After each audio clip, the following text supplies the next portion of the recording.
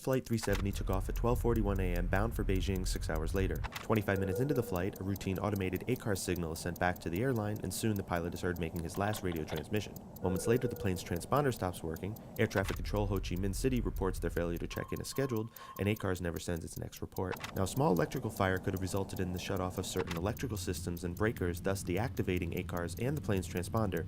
However, it's the timing of these communications failures that seems suspicious. The two men with stolen passports confirmed on board are quickly cleared of any ties to terror by both US and Chinese intelligence officials. On March 11th, officials confirmed rumors 370 made an unannounced left turn, crossed back over peninsular Malaysia, where it received its last radar ping at 2:15 a.m. at a point just south of Phuket Island, hundreds of miles west of its last known location. By this time, search teams had wasted 3 days combing the shallow waters to the east before being redirected to the deeper waters of the west. When questioned, the 4 military personnel assigned to watch these screens that morning for just this type of rogue airliner scenario admit they did nothing as the blip crossed right through their airspace. Proper protocol would have meant scrambling fighter jets to either escort the plane in safely or shoot it down. Either way, the military would have had eyes on the airplane for the duration of the flight, and that's the big deal.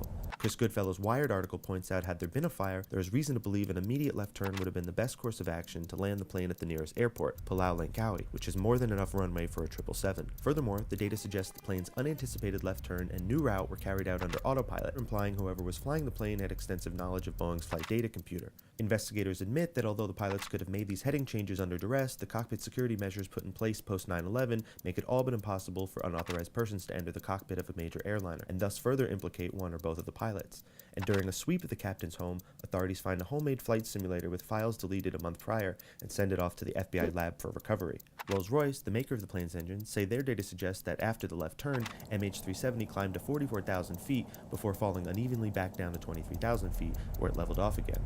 A grim scenario suggests the pilot was looking to kill everyone on board, as a trip to that altitude and a release of cabin pressure would have sent the passengers into hypoxia, killing them in minutes, assuming the hijacker also disabled the oxygen masks.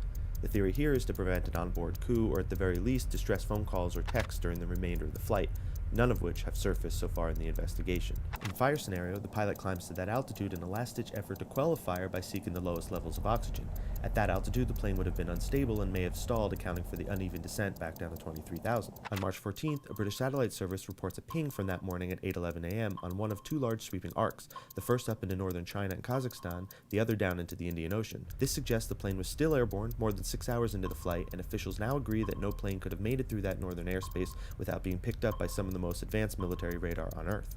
Adding to this, China, Australia, and now France all report satellite images showing large debris southwest of Australia, making it likely that once the flight made its left turn, it remained flying in a southern direction in autopilot until it ran out of fuel and crashed into the Indian Ocean. Now we just have to find out why.